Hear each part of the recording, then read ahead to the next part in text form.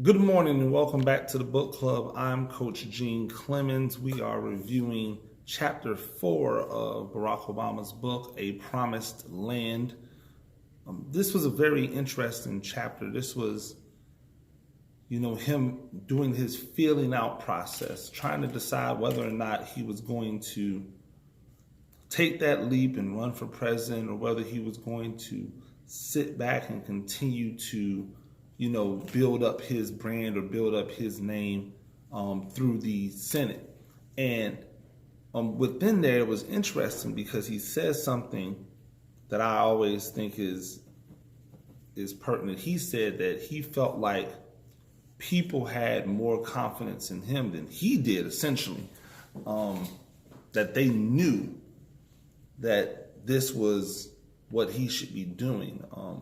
He said, I think one of the part is I wish they would have told him then so he didn't have to, lose so much sleep over it.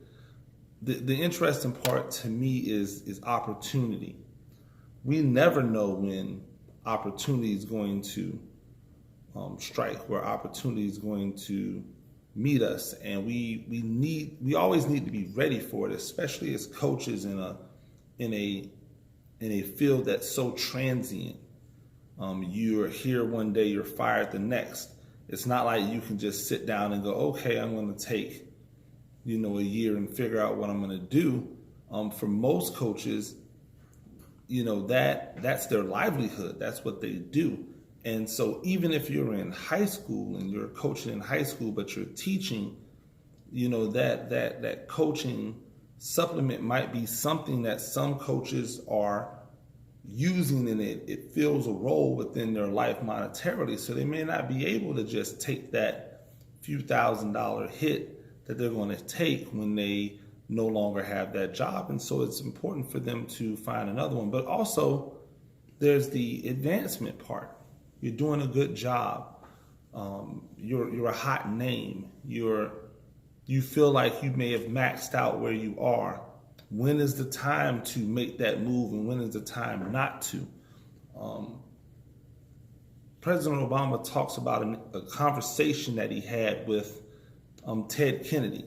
And I'm sure that everybody that's of our age are familiar with Ted Kennedy, but if you're not, Ted Kennedy is one of the most influential senators ever. He was on the Hill for God knows how many years. Obviously, the brother of the famed other brothers, John and John Kennedy and Robert Kennedy. And he said something to Barack Obama, and I really believe, I don't know if he actually says it, but this was the thing that probably let him know that even if he didn't want to run, even if he felt trepidation about running, that now was the time to run. And the quote is the power to inspire is rare. Moments like this are rare. You think you might not be ready, that you'll do it at a more convenient time, but you don't choose the time. The time chooses you. Either you seize what may be the only chance you have, or you decide that you are willing to live with the knowledge that the chance has passed you by. I'm gonna say that again because to me that's crack right there. Either you seize what may be the only chance you have, or you decide that you are willing to live with the knowledge that the chance has passed you by. How many coaches have been sitting down in their offices or in their car or on the couch weighing the options? Hey, I have this opportunity, or I may have this opportunity to go here, to do this, to take advantage of that. Do I sit? I like where I am. I love where I am. I love the kids that I get to work with. I love my coaches. I love my administration. But right now, if I ever want to do this, there may not be another time for me to do this. And so right now is the opportunity that I have to take. That, to me, is the most powerful thing that came from chapter 4, the idea of understanding opportunity, when to take opportunity, when to wait on the next opportunity, and an understanding that whatever you decide, you have to be comfortable with that decision and stick by that decision for however long it is you're going to stick by that decision. So everything else, chapter 4, was really more about him weighing his options, talking with his wife. I think another big thing was getting his wife on board. She was the last person to get on board with it.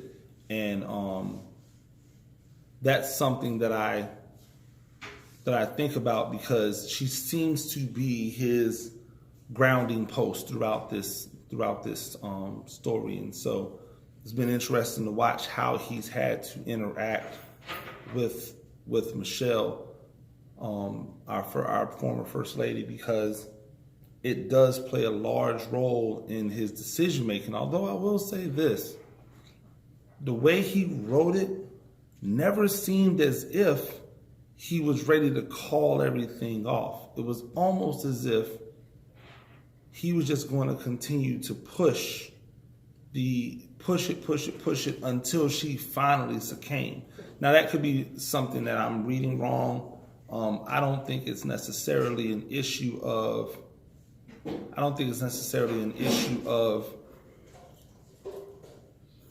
understanding how he thought about it, or maybe just him understanding his wife and knowing that she was going to resist, not because she didn't want him to go after his goal or reach his dream, but mostly because she wanted to make sure that he was safe and didn't want to see him hurt. He actually alludes to it, how her and her mother never liked watching her brother play basketball when he was losing, because they didn't want to see him hurt. They didn't want to see him lose.